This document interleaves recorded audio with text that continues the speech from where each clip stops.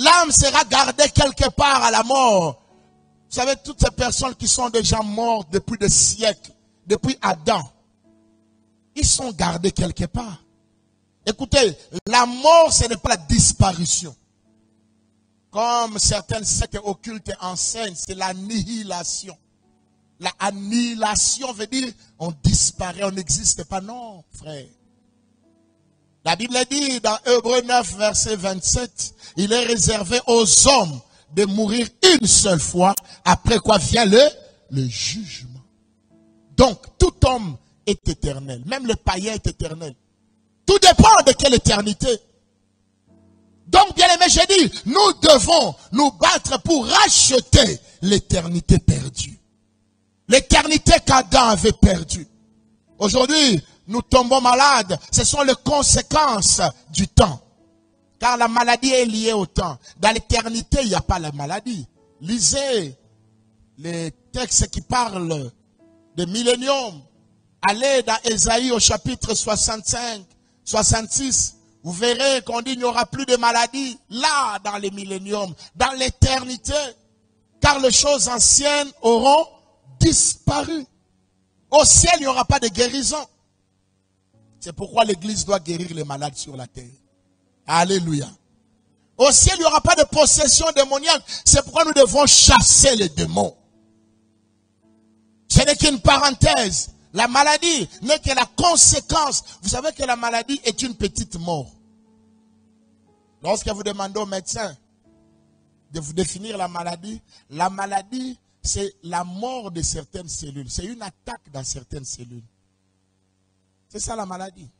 Quand vous avez la fièvre, c'est qu'il y a quelque chose qui ne marche pas. Il y a quelque chose de négatif en vous. Vous avez le nombre de cellules blanches qui augmente.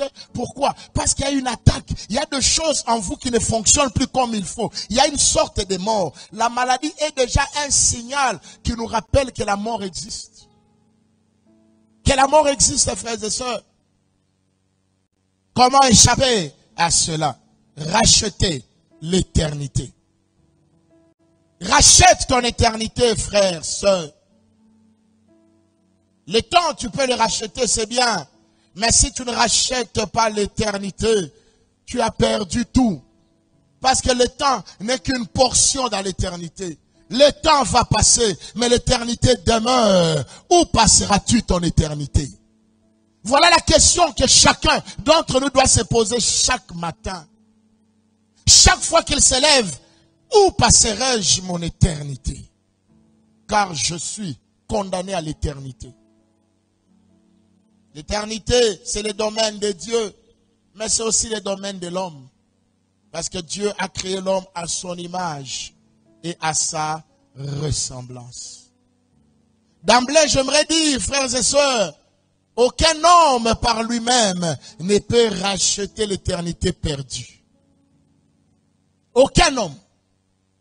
Malgré ta force, malgré ta volonté, malgré les désirs. La Bible déclare dans les psaumes, le rachat de leur âme n'aura pas lieu parce qu'elle coûte cher. Il n'y a que Jésus-Christ de Nazareth qui peut racheter ton éternité. Il n'y a que Jésus. Voilà pourquoi nous enseignons, nous les évangéliques, qu'il faut accepter Jésus comme Seigneur et Sauveur. Il est le seul qui est venu de l'éternité pour venir sauver les hommes qui étaient dans le temps afin de les ramener dans l'éternité. Voilà pourquoi il a dit que vos cœurs ne se troublent point dans Jean 14, 1 jusqu'à 3. Croyez en Dieu et croyez en moi. Parce que je m'en vais vous préparer une place dans l'éternité et je reviendrai vous prendre et je vous ramènerai. Je racheterai votre éternité. Frères et sœurs, nous pouvons gagner l'argent. C'est bien. Je l'ai dit dimanche passé. Dieu n'a pas un problème avec celui qui gagne le monde. Mais Dieu insiste. S'il perdait son âme. Gagne le monde, deviens riche, marie-toi, fais de grandes choses, mais en ne perdant pas ton âme. Ne vends pas ton âme à Satan dans les fétiches, dans l'occultisme, dans la magie, dans la corruption, dans la prostitution. Là, tu es en train de vendre ton âme, alors que tu peux gagner le monde honnêtement. C'est possible avec Jésus. C'est possible, frères et sœurs. Voilà de quoi le Seigneur nous parle. Il dit, c'est bon, vous allez parler de racheter le temps. On donnera des principes, comment gagner le temps, comment travailler, utiliser son temps pour devenir riche. On va parler des affaires, oui, c'est dans ces textes. Racheter le temps, c'est aussi faire les affaires. Racheter le temps, c'est étudier autant qu'il faut, avoir des diplômes. Il ne faut pas attendre 50 ans pour commencer en première primaire, c'est anormal. Il y a un temps pour être en première primaire. Mais cela n'est pas important. Le Seigneur me dit, parle d'abord de l'éternité.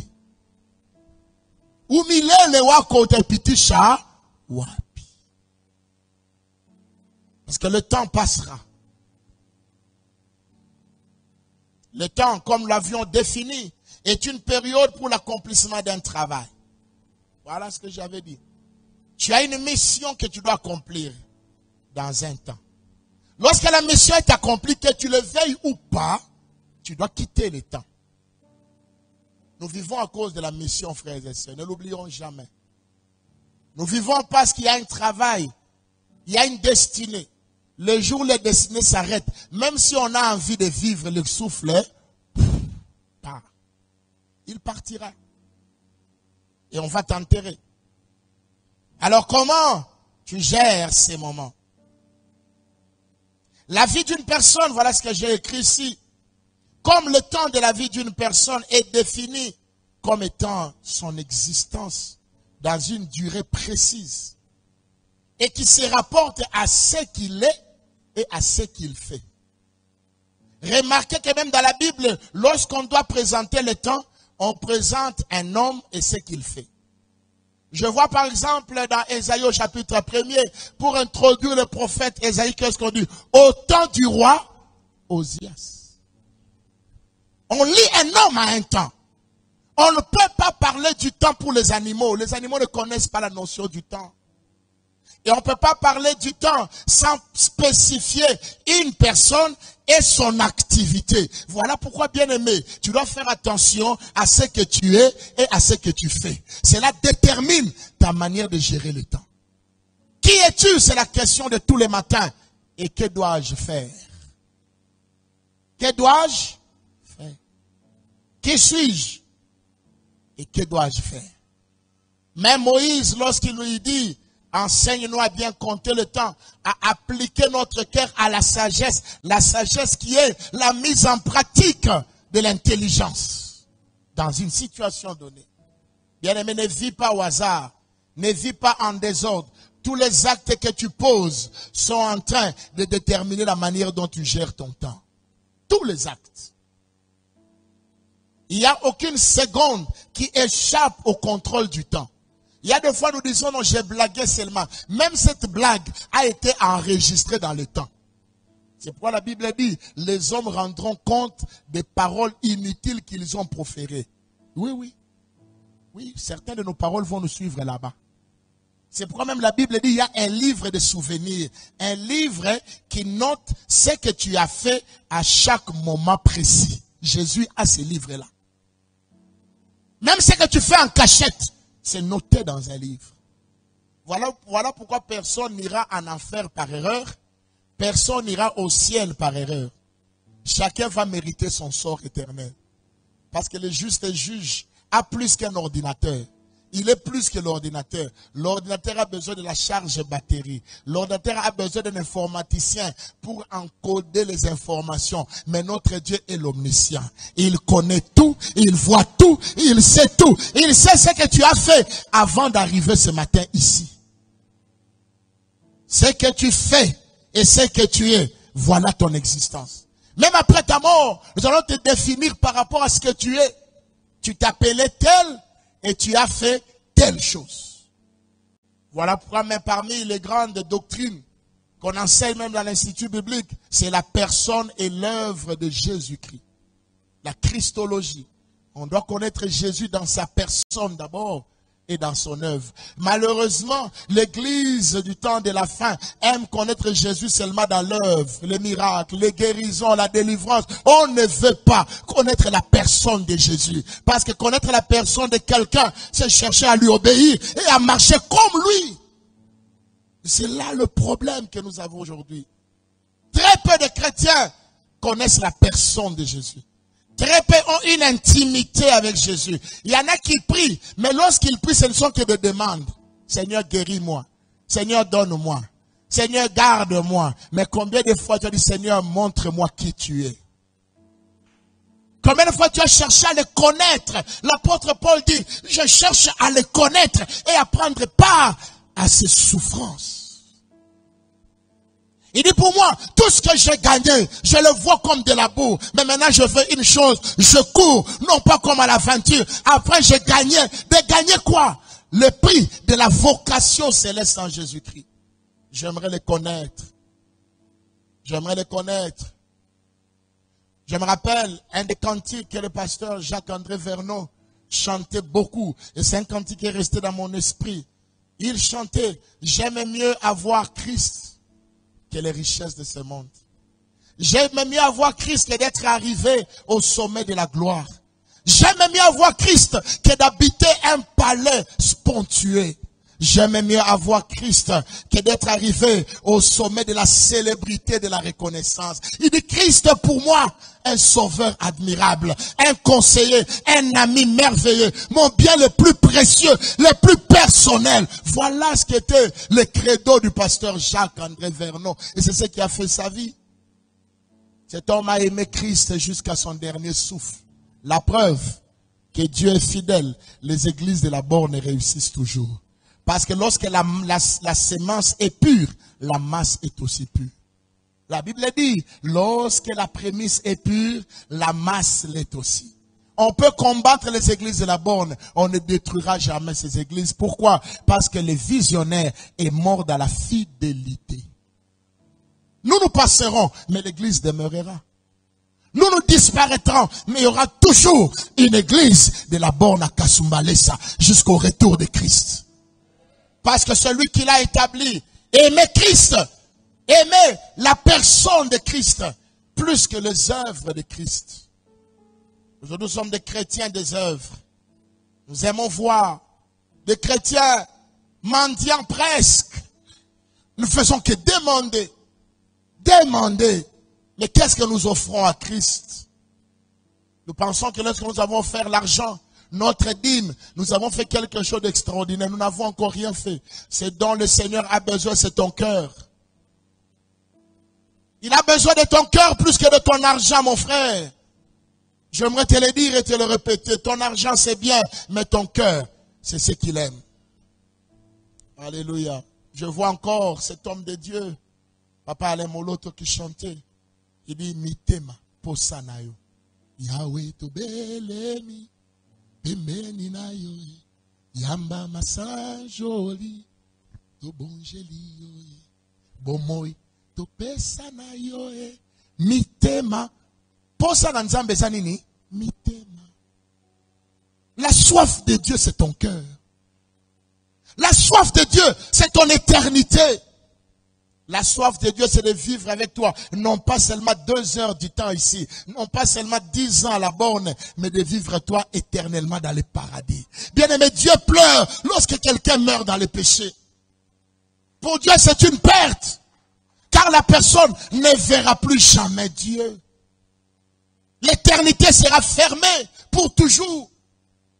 Oh bien-aimé, j'annonce ce matin, il y a encore un rachat de ton éternité. C'est encore possible. C'est encore possible. Le rachat de l'éternité. Tu dois faire quelque chose, bien-aimé, afin de vivre ce rachat. Alléluia. L'homme étant l'image de Dieu, il est aussi défini par rapport au temps. Qui il, c'est Dieu. Savez-vous que Dieu aussi est défini par rapport au temps? À la seule différence, c'est que la définition de Dieu par rapport au temps, c'est l'éternel. Quand on l'appelle l'éternel, ça veut dire qu'il est dans le domaine de l'éternité. Donc Dieu aussi s'est défini par rapport au temps. Son nom c'est l'éternel, donc c'est un temps.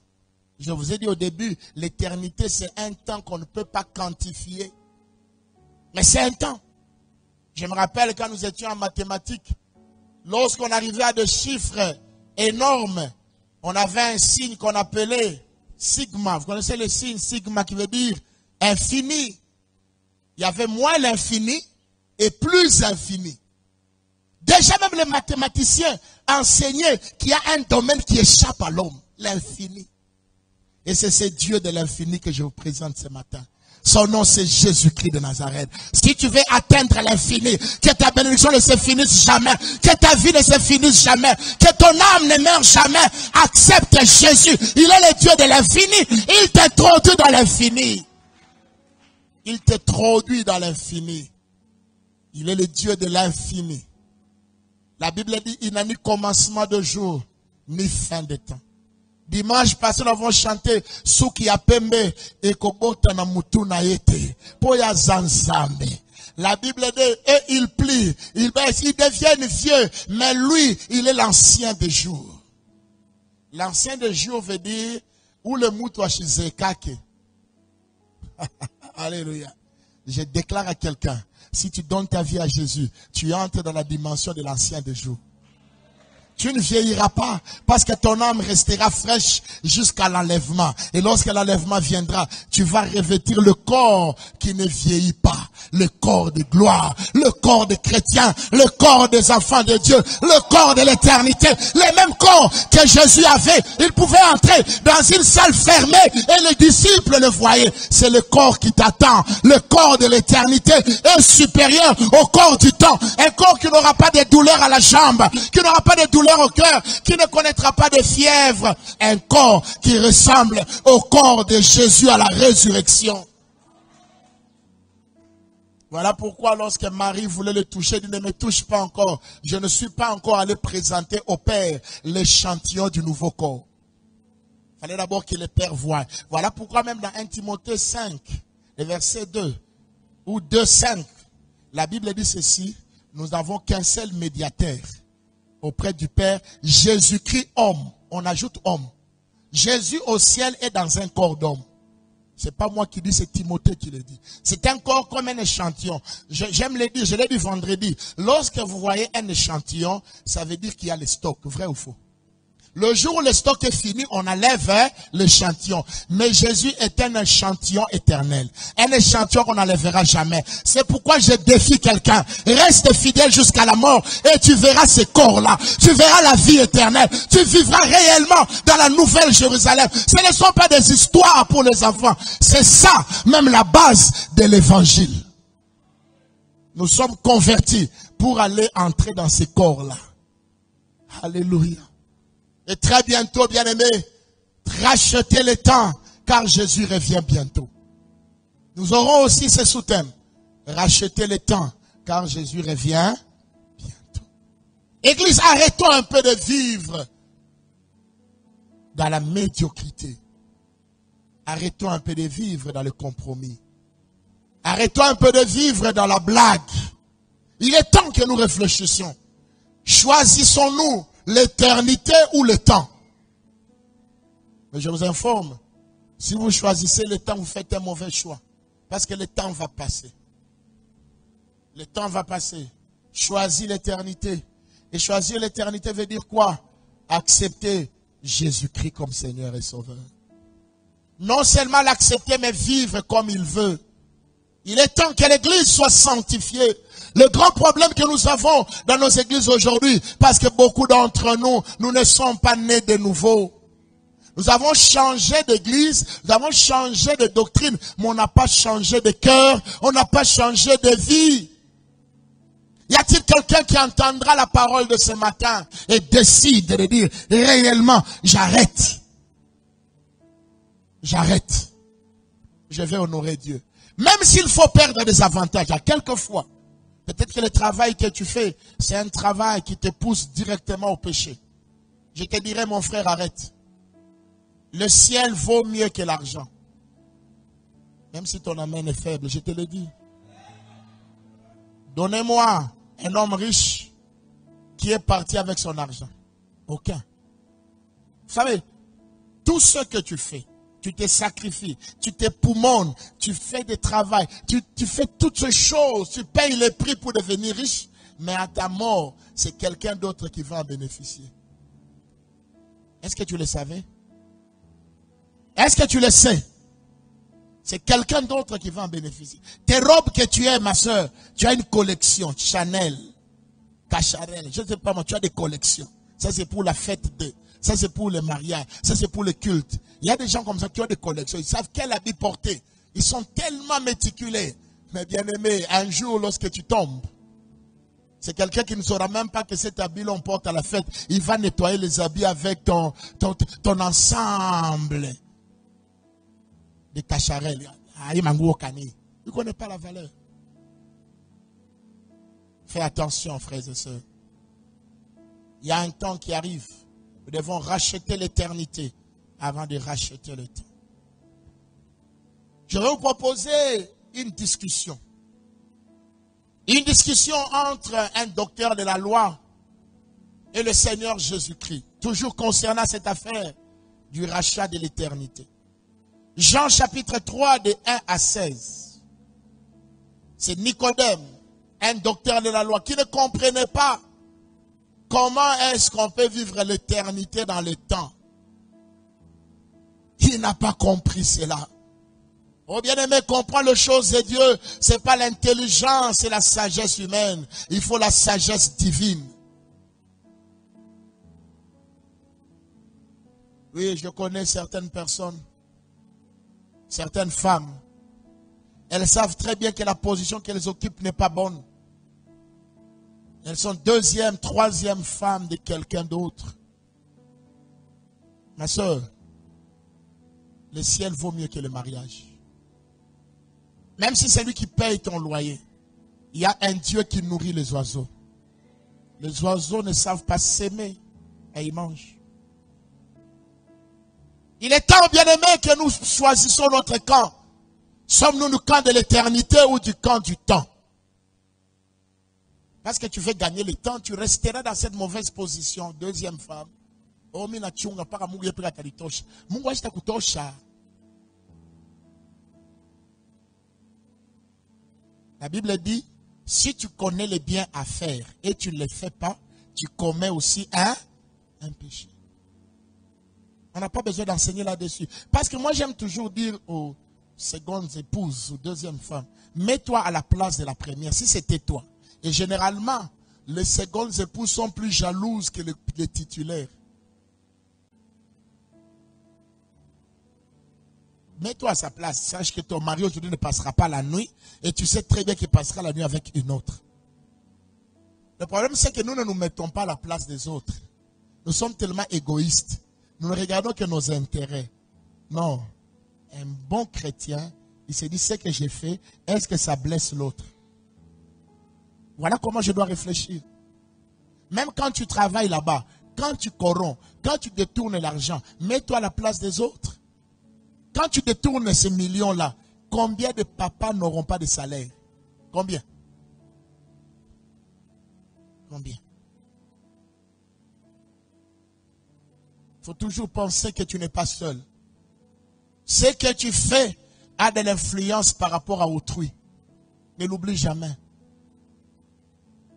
Ton plaisir ne doit pas être le malheur de quelqu'un d'autre. C'est pourquoi moi personnellement, ça n'engage que moi. Je n'aime pas cette philosophie qui dit le malheur des uns font le bonheur des autres. Moi, mon bonheur, c'est le bonheur que Dieu a prévu pour moi. Mon bonheur ne viendra pas du malheur des autres. Il a dit, je connais des projets que j'ai pour toi, des projets de bonheur. Mon bonheur vient de Dieu, il ne vient pas de ton malheur. Je ne chercherai jamais ton malheur. Je ne serai jamais jaloux de ta bénédiction. Car je sais que ma bénédiction est là. Je l'attends tranquillement, sereinement, au temps de Dieu. La Bible dit, il fait toutes choses belles en son temps. Tant que le temps de Dieu n'est pas venu, je ne force pas. Chitaiba, junamini jenge nyumba. Chitaua, junamini uze TX. Chitaingia mudawa. Junamini kwe kama na fold 16 aussi, je ne sais pas. Ma téléphone va d'acheter open. Vous savez, je revenais d'un voyage quelque part et quelqu'un qui me va dire, ah, pasteur, tu viens de là-bas, tu n'as pas acheté un nouveau téléphone. Non, ce ne sont pas mes priorités. J'ai les mêmes téléphones depuis 3 ans, n'est-ce pas? Ce ne sont pas mes priorités. Mes priorités sont ailleurs. Vous ne me verrez jamais changer de téléphone. Dès que le téléphone me permet d'appeler, d'avoir de belles images, d'avoir mon internet, ça s'arrête là. Le même téléphone que j'utilise 3 ans au moins. Dans la vie, il faut avoir des priorités. Il ne faut pas toujours courir derrière les choses. Courons derrière le salut. Si tu dois développer beaucoup d'énergie, frère, c'est le salut. C'est vaincre le péché. C'est abandonner le mal. Là où tu dois déployer toute ta force. Car l'or et l'argent, tu finiras par l'abandonner. Nous finirons par l'abandonner. Lisons Jean 3. À partir du 1er verset. Jusqu'au 16e verset. Jésus sera très clair avec notre ami Nicodème. Il ne va pas mâcher le mot.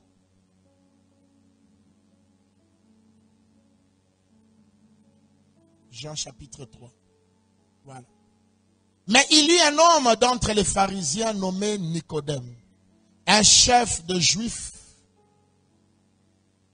qui vint, lui, auprès de Jésus de nuit, et lui dit, Rabbi, nous savons que tu es un docteur venu de Dieu, car personne ne peut faire ces miracles que tu fais si Dieu n'est avec lui. Vous voyez, même à l'époque de Nicodème, ils étaient attachés aux œuvres de Jésus au lieu de s'attacher à sa personne. C'est ça l'homme.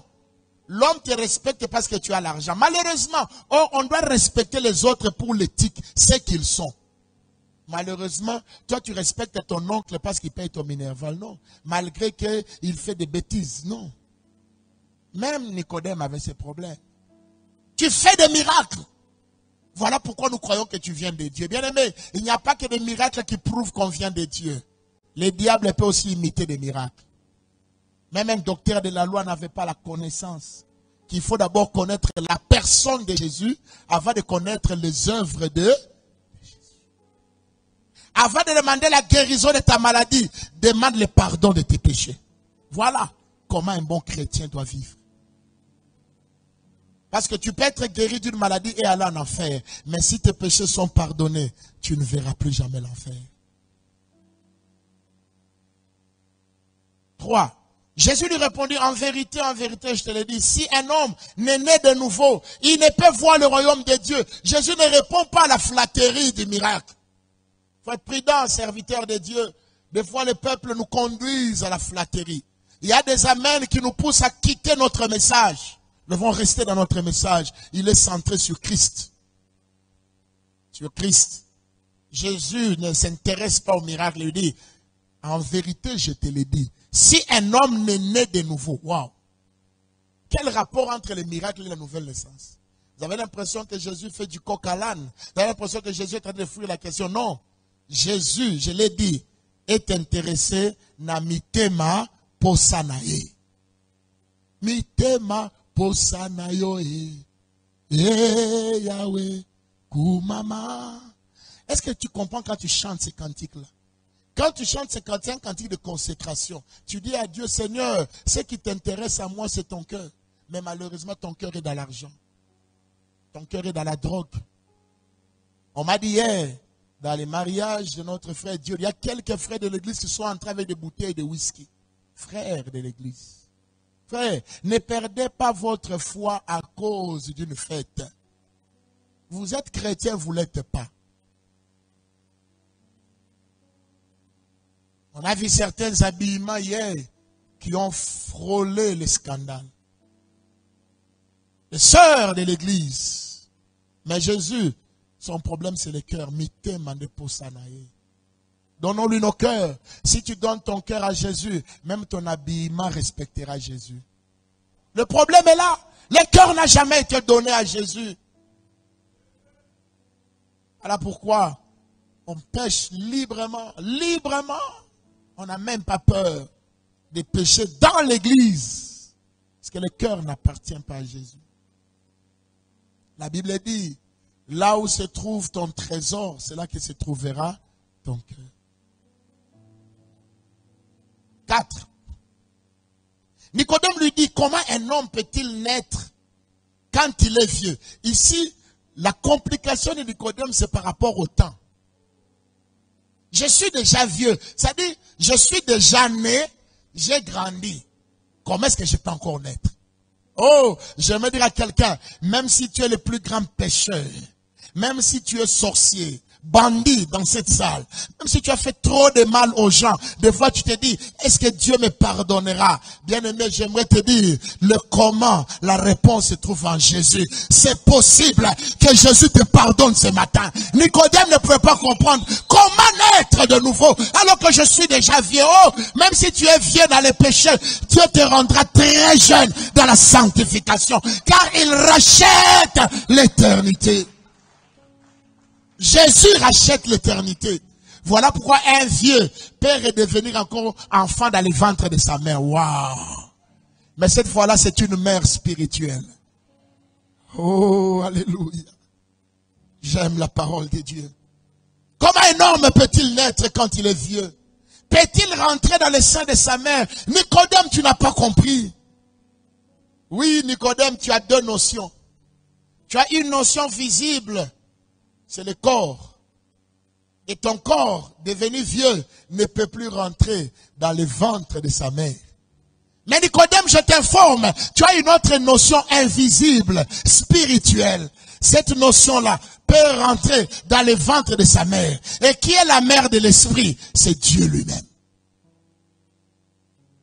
Tu peux rentrer dans le ventre de ta mère. La mère de tout homme, c'est Dieu. Alléluia. Il a dit, créons l'homme à notre image et à notre ressemblance. Qui était la mère d'Adam? Qui était la mère d'Ève? Dieu a joué ce rôle. Adam n'est jamais sorti d'une femme. Alléluia. Donc Nicodème, tu peux encore rentrer dans le ventre de ta mère. Ta mère s'appelle l'Éternel. Je me dis à quelqu'un, toi qui vis dans le péché, la porte du ciel n'est pas encore fermée. Aujourd'hui, c'est un culte de pardon, un culte de restauration. Ta mère t'attend. Ta mère est là. Il va te reprendre encore 9 mois. Vous savez, plusieurs mamans disent, les douleurs de 9 mois, c'est compliqué. Mais aucune maman ne refuse une prochaine grossesse. Pourquoi? Parce que les mamans aiment donner la vie. Et Dieu est plus que les mamans. Dieu te donnera la vie et la vie éternelle si tu reviens à lui ce matin. Veux-tu rentrer dans le ventre de ta mère? Rentre dans le ventre de ta mère. Ça veut dire répands-toi. Dis-lui seulement, maman, pardon. Oui, tu peux appeler Dieu maman. Il a en même temps papa, il a en même temps maman. Alléluia. Parce que d'ailleurs, dans les titres ou dans la tribu El Shaddai en hébreu veut dire le Dieu tout-puissant, le Dieu tout-suffisant, le Dieu tout satisfaisant. Mais lorsqu'on approfondit en hébreu, El Shaddai a l'essence d'une mère qui allait. Vous savez, le lait maternel est tout suffisant pour les bébés. Alléluia. Donc El Shaddai, c'est aussi une partie féminine dans Dieu. Voilà pourquoi en Dieu, il n'y a ni homme, ni femme. Voilà pourquoi chez nous, nous permettons aux sœurs de servir le Seigneur sans problème. Parce qu'en Christ, il n'y a ni homme, ni femme. Et lorsque Dieu avait créé Adam, ce n'était qu'un seul être. Et en Adam, il y avait Ève. Vrai ou faux? Dieu n'a jamais créé Ève à part. Jamais. Dieu ne s'est sali les mains qu'une fois. Il a fait une seule forme avec la terre. C'était Adam. Mais lorsqu'il devait sortir Ève, il a pris où? Parce qu'elle existait déjà. Alors arrêtez cette histoire de dire oh, les hommes, les femmes. Ça, c'est des gens qui n'ont pas compris la haute théologie de Dieu. Au commencement, il n'avait ni homme, ni femme. Et avec Adam, Ish. Il y a Adam, Ish, il y a Adam, Isha. C'est deux choses différentes en hébreu. Comment un homme peut-il naître quand il est vieux? Peut-il rentrer dans le sein de sa mère et naître? Écoute la réponse. Je te pose la question, comment pourrais-je encore racheter ma vie perdue? Comment je peux me faire pardonner des avortements que j'ai faits? Oui, je sens une fille crier dans son cœur. Comment pourrais-je rétablir mon honneur alors que je suis sorti avec plusieurs hommes dans les quartiers, on ne me respecte pas. On me voit comme une prostituée. Comment un garçon qu'on a arrêté, son nom a été sali en prison, comment restaurerai-je ma personnalité perdue. Oui, écoute la réponse. Jésus lui répondit, en vérité, si je te le dis, si un homme né d'eau et d'esprit, il ne peut entrer dans le royaume de Dieu. C'est au niveau de l'esprit. C'est que dans ton esprit, tu dois prendre conscience que ce que tu as fait n'est pas bon. Tu dois te révolter contre ton passé. Naître de nouveau veut dire se révolter contre son passé mauvais. C'est ça, naître de nouveau. C'est changer d'attitude. C'est le renouvellement de l'intelligence. Dis, je ne volerai plus. Je ne tuerai plus. Je ne mentirai plus. C'est ça, naître de nouveau. Alors tu entreras dans le royaume de Dieu. 6. Ce qui est né de la chair est chair, Nicodème. Et ce qui est né de l'esprit est esprit. Ne t'étonne pas que je t'ai dit il faut. Bien aimé, souligne dans ta Bible, il faut. Le verbe falloir, c'est une obligation. Le salut n'est pas une option. C'est une obligation. C'est un commandement. Jésus dit à quelqu'un ce matin, il faut que vous naissiez de nouveau. Tu peux même devenir pasteur. Si tu n'es pas né de nouveau, on verra dans ta vie. Ce n'est pas un problème de ministère. C'est un problème de nouvelle naissance. Je parle à quelqu'un qui vit dans les péchés. Le Seigneur te dit, il faut, ma fille, que tu naisses de nouveau. Mon fils, il faut. C'est un ordre que Dieu donne ce matin. Même si ça va te coûter cher. Oui, je sais. Nous ici, quand nous avons cru en Christ, on nous a chassés de nos maisons. Nos parents, nos aînés n'ont pas voulu croire à notre conversion. Nous avons été chassés. Nous avons dormi dehors à Kinshasa, à la Belle Étoile. Nous commençons à aimer là où il y a des veillées parce qu'il fallait chercher un endroit pour dormir. Oui, oui, il y a des fois un prix à payer pour suivre Christ. La persécution est biblique. Vous peut-être vous êtes convertis, vous n'avez pas été persécutés. Nous savons ce que c'est être persécuté à cause de Christ. La Bible dit ceux qui veulent vivre pieusement en Christ seront persécutés. Mais j'ai béni Dieu parce que les mêmes aînés, les mêmes parents qui nous ont fait souffrir aujourd'hui, ils nous prennent pour leurs conseillers. Ils ont dit, nous avons vraiment vu que tu as rencontré le Seigneur. Et les uns après les autres, ils viennent suivre le Jésus que je prêche. Alléluia. Il faut que vous naissiez de nouveau. Le vent souffle où il veut et tu en entends le bruit, mais tu ne sais d'où il vient ni où il va. Il en est ainsi de tout homme qui est né de l'esprit. Nicodème lui dit, comment cela peut-il se faire? Est-ce que tu es comme Nicodème ce matin avec plusieurs comment? Non, bien aimé, Jésus n'est pas contre tes questions. Il va te répondre ce matin. Tu as plusieurs comment, plusieurs pourquoi, plusieurs quand. Jusqu'à quand? Je t'informe que Jésus est là. Il est la réponse à toutes tes questions, à tous tes comment. Nicodème encore pose une question. Comment cela peut-il? Vous verrez, Nicodème a posé plus de 5 fois des questions. Vous savez, quand vous priez, quelquefois il faut prier avec des questions de réflexion. Ne priez pas seulement de prier tout à ombre. Alléluia. Amen. Tout à ombre. Alléluia. Non, frère, la prière appelle à la réflexion. Il faut réfléchir quand on prie. La Bible dit, les païens croient qu'ils seront exaucés à force de la multiplication de vaines paroles. Qu'est-ce que Jésus appelle vaines paroles? Ce sont des prières qui n'ont pas de fondement dans la foi.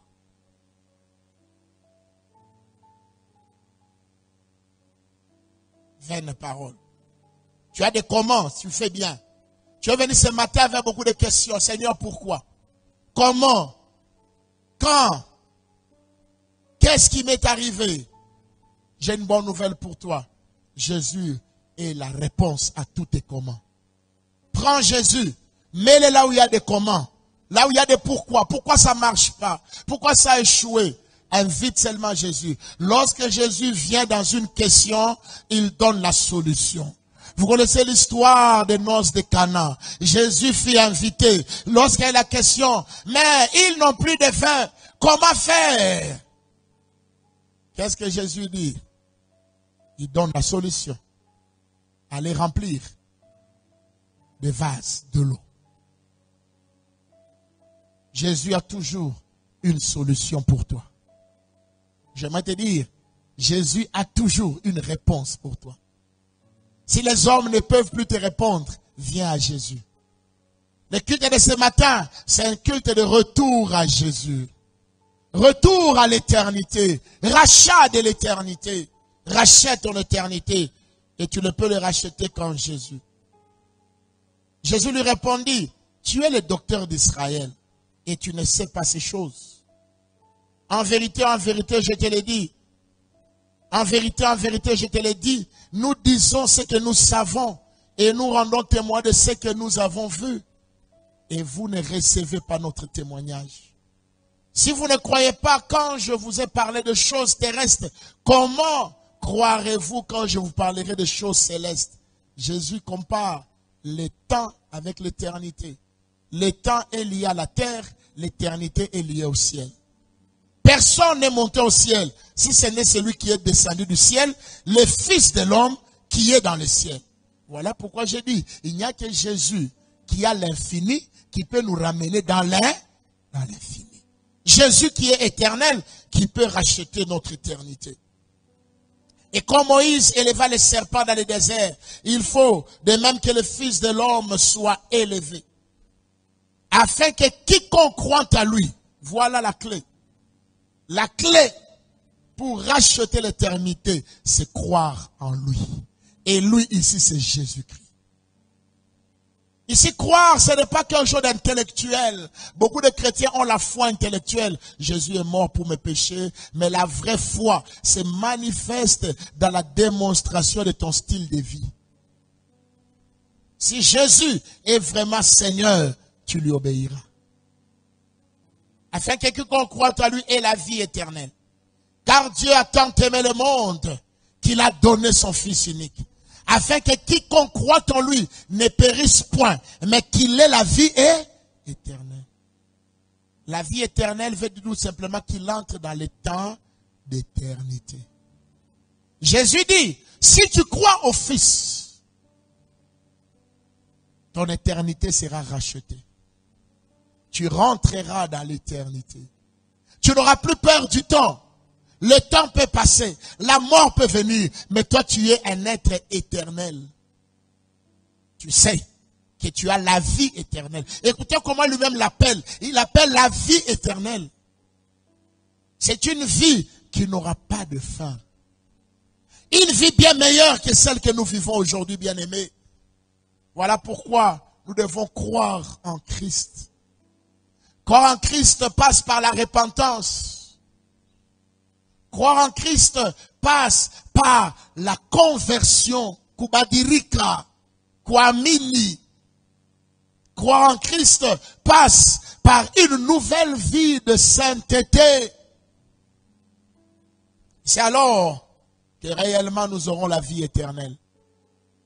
La vie éternelle, il n'y a que Jésus qui le donne. Ce n'est pas l'église de la borne qui donne la vie éternelle. Tu peux avoir la carte des membres de la borne. Si tu ne crois pas, ici le mot croire, ce n'est pas seulement l'idée sur Jésus, mais ressembler à Jésus. Si tu ne crois pas, tu n'auras pas la vie éternelle et tu n'auras pas racheté le temps, parce que tu n'auras pas racheté l'éternité. Car le temps est dans l'éternité. Racheter le temps commence par racheter l'éternité. Et racheter l'éternité, c'est un jour, c'est dire, je suis fatigué de la vie du temps. Je suis fatigué de la vie du péché. Je suis fatigué du mal que je fais aux autres et à moi-même. Parce que chaque fois que tu fais du mal à quelqu'un, tu te fais du mal aussi si tu ne le sais pas. Parce que tout homme récoltera ce qu'il aura sémé. Ne l'oublie jamais, c'est un principe spirituel. Tu crois que tu écrases les autres aujourd'hui, tu es en train de t'écraser toi-même demain. Car il y a un salaire pour toutes nos actions. Racheter l'éternité. Alors nous terminons avec Genèse 3, de 1 à 11. Nous allons voir comment l'homme avait perdu l'éternité. Et après quoi nous allons prier. Genèse chapitre 3. Il est merveilleux que je trouve que les passages de la perte de l'éternité et les passages du rachat de l'éternité sont tous chapitre 3. La perte de l'éternité, c'est dans Genèse au chapitre 3. Il n'y a pas de hasard. Et nous connaissons le chiffre 3 dans la Bible, quelle valeur il a. Le chiffre 3, c'est la plénitude de la divinité. Le Père, le Fils et le Saint-Esprit. C'est Dieu lui-même dans sa plénitude, dans son activité, dans son essence et dans son action. Jésus lui-même est mort, mais il est ressuscité le 3e jour. Il devait accomplir les Écritures. Et si vous voyez encore la restauration ou le rachat de l'éternité, se retrouve dans Jean au chapitre 3. Et si vous comparez Genèse avec Jean, pour les lecteurs de la Bible, vous comprendrez, ce sont des premiers livres. Quoique dans le Nouveau Testament, on vous parlera de Matthieu comme un premier livre. Mais moi, je parle sur le plan spirituel. Il n'y a que le livre de Jean qui commence aussi avec au commencement. Vrai ou faux? Tournez rapidement vos livres, vos Bibles dans Jean 1.1. Et allons dans Genèse 1.1. Vous verrez beaucoup de ressemblances. C'est pourquoi moi j'aime beaucoup étudier le livre de Genèse et le livre de Jean. Ce sont mes 2 livres favoris dans la Bible. Et d'ailleurs, quand quelqu'un s'est converti nouvellement, je lui donne toujours comme devoir de lire le livre, l'évangile de Jean. Parce que c'est l'évangile où on présente Dieu. Jésus, il y a plusieurs je suis. Là, Dieu ne parle pas en parabole. Il se présente clairement. Jean, c'est comme Genèse. Si Genèse, c'est le livre de l'instauration, Jean, c'est le livre de la restauration. Si Genèse est le livre de la création, Jean est le livre de la récréation. Alléluia. Si Genèse est le livre de la perte, Jean est le livre du rachat et de la récupération. Matthieu, qu'est-ce que j'ai dit? Genèse 3. Genèse chapitre 3, nous lisons à partir du 1er verset.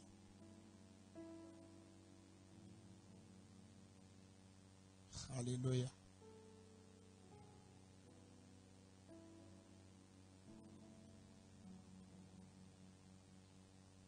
Trouvons rapidement, vous avez trouvé ça dans votre Bible? Nous lisons ensemble Genèse 3, à partir du 1er verset.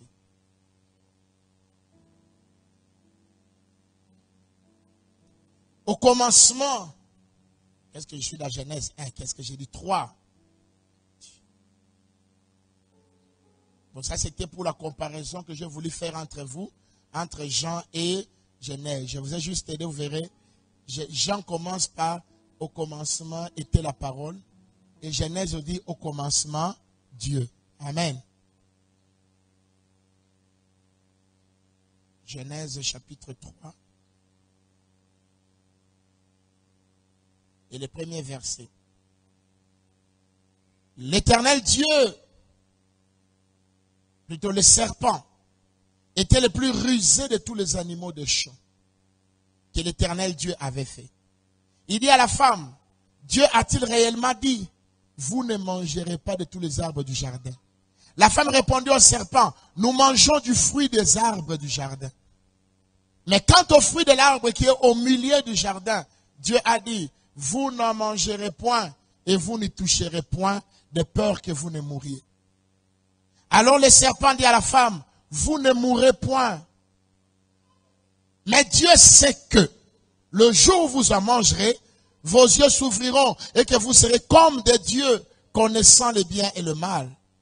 La femme vit que l'arbre était bon à manger et agréable à la vue et qu'il était précieux pour ouvrir l'intelligence. Elle prit de son fruit et en mangea. Elle en donna aussi à son mari qui était auprès d'elle et il en mangea. Les yeux de l'un et de l'autre s'ouvrirent. Ils connurent qu'ils étaient nus et ayant cousu de feuilles de figuier, ils s'en firent des ceintures. Alors ils entendirent la voix de l'Éternel Dieu qui parcourait le jardin vers le soir. Et l'homme et sa femme se cachèrent loin de la face de l'Éternel Dieu au milieu des arbres du jardin. Vous savez, lorsque l'homme pêche, il fuit la personne de Dieu. Il commence à s'attacher aux œuvres de Dieu. Lorsque vous voyez une église qui prêche que des miracles, ils ont déjà perdu le salut. C'est ce que le pasteur Vernon nous disait. Quand les gens commencent à trop parler de l'apparence, ne portez pas pantalon, ne faites pas ceci, et qui t'en là, déjà, on a déjà perdu le spirituel. On commence à soigner l'apparence. L'homme et la femme se cachèrent loin de la face de l'Éternel Dieu au milieu des arbres du jardin. Mais l'Éternel Dieu appela l'homme et lui dit, où es-tu? C'est la question de Dieu pour toi ce matin. Où es-tu? Es-tu dans le temps ou dans l'éternité? Es-tu sauvé ou es-tu encore dans les péchés? Où es-tu? Il répondit, j'ai entendu ta voix dans le jardin et j'ai eu peur. Oui, tu dois avoir peur. Quand quelqu'un ne vit pas comme Dieu le veut, l'un des premiers signes, c'est la peur. La peur de la mort, la peur de l'enfer, la peur de la maladie, la peur. Il n'y a que Jésus qui enlève la peur. Si tu as une peur exagérée, pose-toi la question, es-tu né de nouveau? Car Jésus nous donne l'assurance. Alléluia. J'ai eu peur parce que je suis nu et je me suis caché. Et l'Éternel Dieu dit, qui t'a appris que tu es nu? Est-ce que tu as mangé de l'arbre dont je t'avais défendu de manger? L'homme répondit, la femme que tu as mise auprès de moi m'a donné de l'arbre et j'en ai mangé. Bien-aimé, ne cherche pas une excuse à ton péché. Demande seulement pardon. Souvent, nous avons l'habitude de chercher des raisons.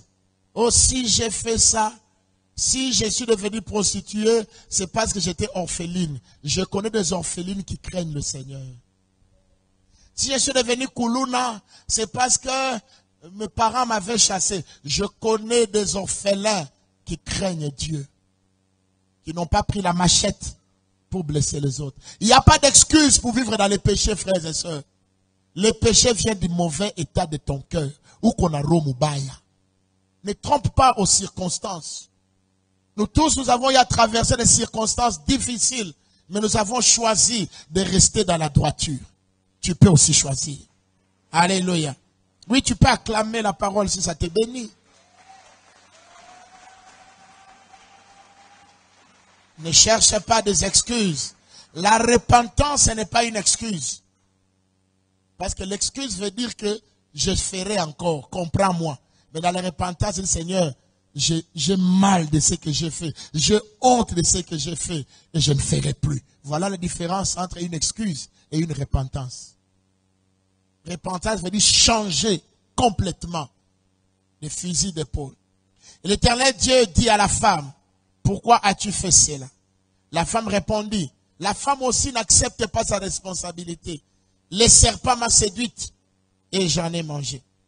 L'Éternel Dieu dit au serpent, puisque tu as fait cela, tu seras maudit entre tous les bétails et entre tous les animaux de champ. Tu marcheras sur ton ventre et tu mangeras de la poussière tout le jour de ta vie.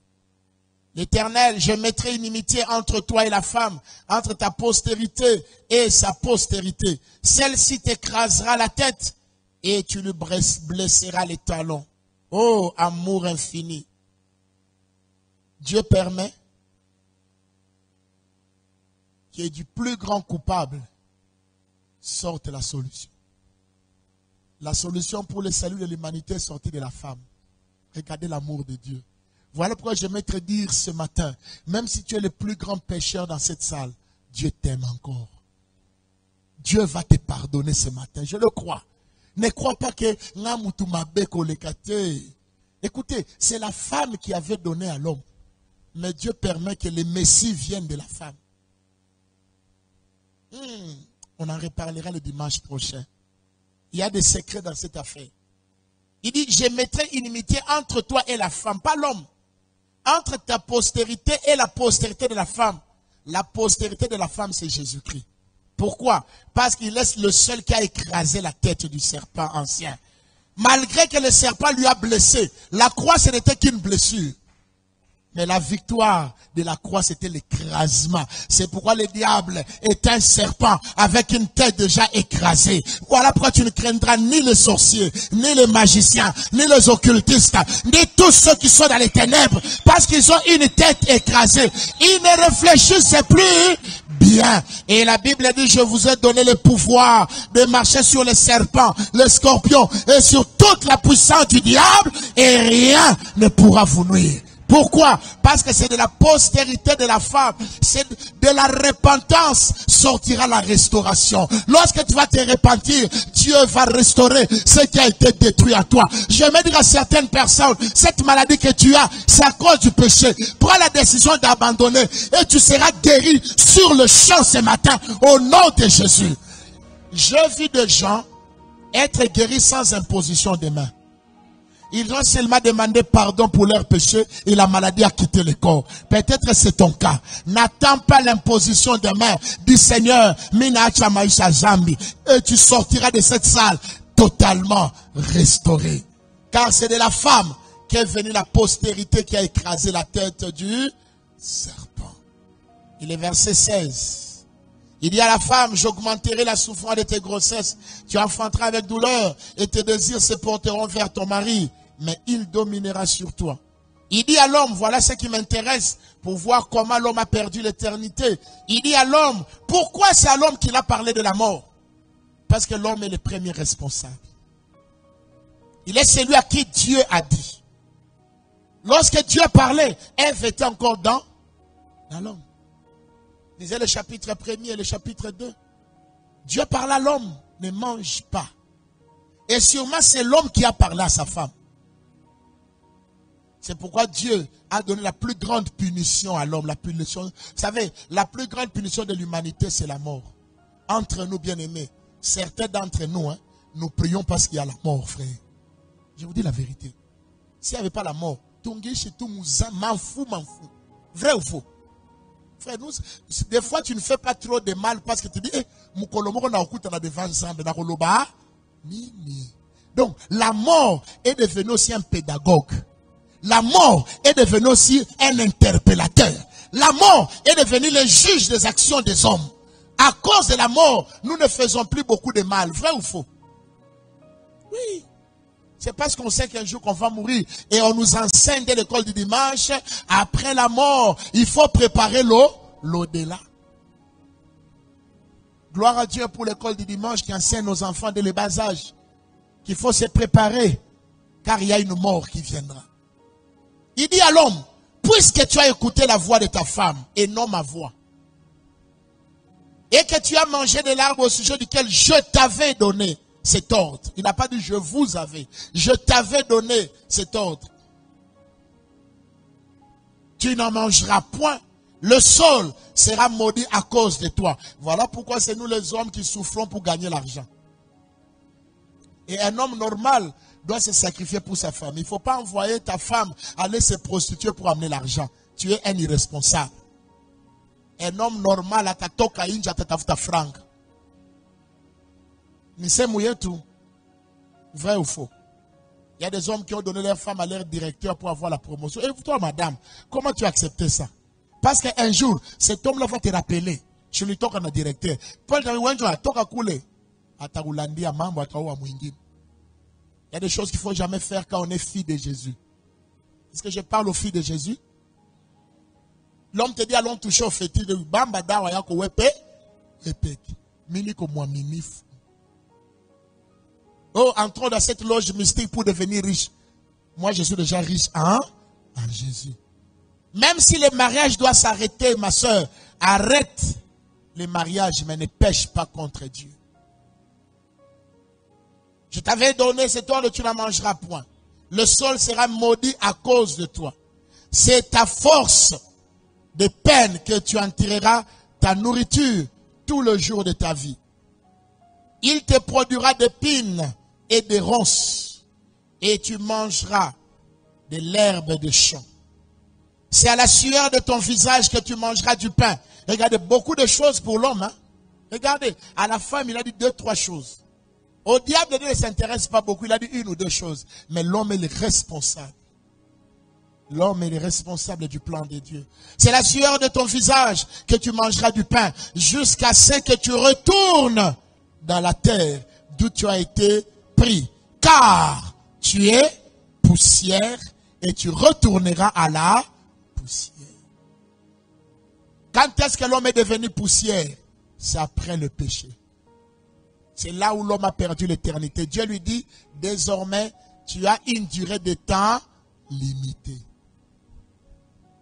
C'était à cause du péché. Mais Jésus-Christ nous dit, quiconque croit en moi aura la vie éternelle. Ça veut dire une durée de temps illimitée. Donc, le rachat de notre éternité, c'est en Jésus-Christ. Inclinons nos têtes dans la prière. Ce que tu as perdu, tu peux le retrouver ce matin. Tu peux retrouver l'éternité perdue. Jésus est là. Jésus est présent. Les restaurateurs de l'éternité perdue. Nous avons parlé du rachat.